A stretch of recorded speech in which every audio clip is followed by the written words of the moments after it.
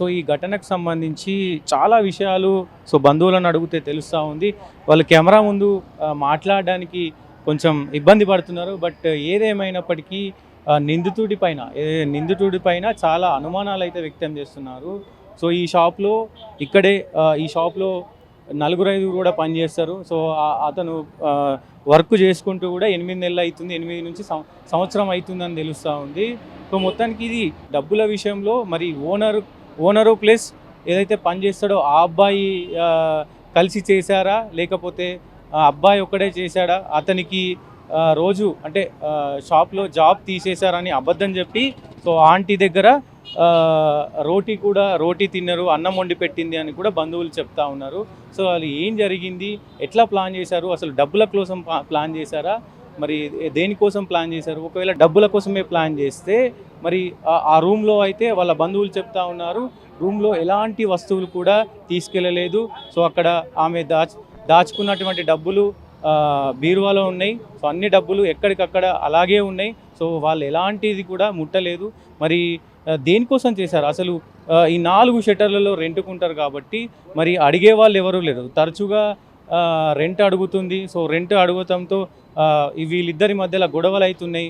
So మరి ఈ owner పిల్లోడు కలిసి ఎవరైతే నిందితుడు ఉన్నాడో ఇద్దరు కలిసి ప్లాన్ చేశారా, అసలు ఏం జరిగిందనేది ఇంకా పోలీసులు అయితే చెప్పాల్సి ఉంది. సో డబ్బుల కోసం అయితే ఆ అబ్బాయి ఏదైతే నిందితుడు ఉన్నాడో అతను డబ్బుల కోసమే మర్డర్ చేయలేదు, హత్య చేయలేదు అనిపిస్తుంది. కొంచెం పైచాచిక ఆనందం కూడా వీడియోలో మీరు చూడొచ్చు, పైశాచిక ఆనందం పొందినట్టు క్లియర్గా కనబడుతోంది. సో శవం పైన ఎక్కి డ్యాన్స్ చేస్తూ ఆ వీడియోని షేర్ చేశారు, వాళ్ళ ఫ్రెండ్స్కి షేర్ చేశాడు. అది వైరల్ అవడంతో ఇది బయటకు వచ్చింది. అలాగే స్మెల్ కూడా వస్తుంది కాబట్టి స్మెల్ వస్తుందని ఇరుగు పొరుగు వాళ్ళు పోలీసులకి కంప్లైంట్ ఇచ్చారు. దీంతో ఈ ఉదాంతం అనేది కొద్దిగా లేట్గా బయటకు వచ్చింది. చాలా అనుమానాలు అయితే ఉన్నాయి. ఇక్కడ బంధువులు వచ్చి చూసి రోధించుకుంటూ కూడా వెళ్తూ ఉన్నారు. మొత్తానికి డబ్బుల కోసం చేశారా, మరి డబ్బుల కోసం చేస్తే ఒకవేళ నిజంగానే డబ్బుల కోసం చేసినట్లయితే సో రూమ్లో డబ్బులు అలాగే ఉన్నాయి, ప్రతి సామాన్ కూడా అలాగే ఉంది. డబ్బులు కావచ్చు, బంగారం కావచ్చు, ఏదైనా ఇతరత్ర అలాగే ఉన్నాయి. మరి డబ్బుల కోసం చేస్తే అవి తీసుకెళ్ళాలి కదా. సో డబ్బుల కోసం చేసినోడైతే ఇక్కడే ఎందుకుంటాడు?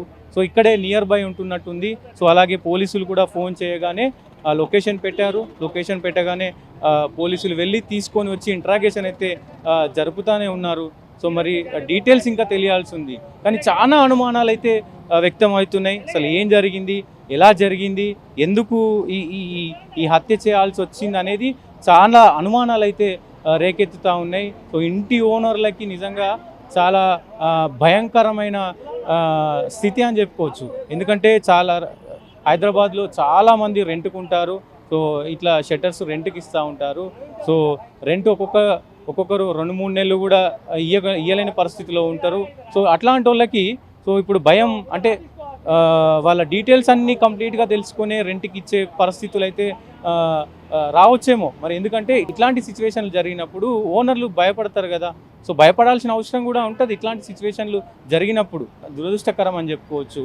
70 ఏళ్ళ ముసలావిడ, ఆమె ఒక్కతే ఇదంతా కూడా మెయింటైన్ చేస్తూ ఉంది. సో మొత్తంగా చూసుకున్నట్లయితే మరి అసలు ఏం జరిగింది అనేది పెద్ద చర్చనీయాంశమైంది. బంధువులు దూర ప్రదేశాల నుంచి కూడా వచ్చారు. సో వాళ్ళు మొత్తం ఎవరు కూడా అందరూ హిందీలోనే మాట్లాడుతున్నారు. బేసికలీ మార్వాడీస్ కాబట్టి వాళ్ళకు హిందీలోనే మాట్లాడతారు, మార్వాడీ భాషలో మాట్లాడతారు. వాళ్ళు కొంచెం మీడియా ముందుకు వచ్చి మాట్లాడడానికి కూడా ఇబ్బంది పడుతూ ఉన్నారు. సో మీకు కావాలంటే మేము ఆఫ్లైన్లో చెప్తామంటున్నాం. మొత్తానికి వాళ్ళకు కూడా కన్ఫ్యూజన్గానే ఉంది అని కూడా చెప్పుకోవచ్చు. సో అసలు నిజాలు తెలియాల్సి ఉంది. సో ఏ రకంగా చేశాడు. సో అక్కడ మీరు ఆ రూమ్లో చూసినట్లయితే కూడా చాలా స్మెల్ వస్తుంది. మనం కిటికీ ఓపెన్ చేసే ప్రయత్నం చేశాము, విజువల్స్ మీరు చూస్తున్నారు. సో అయినప్పటికీ అక్కడ స్మెల్ వస్తుంది. సో ఇది పరిస్థితి. సో కెమెరామెన్ లక్ష్మణ్తో సతీష్, ECL కుషాయిగూడ.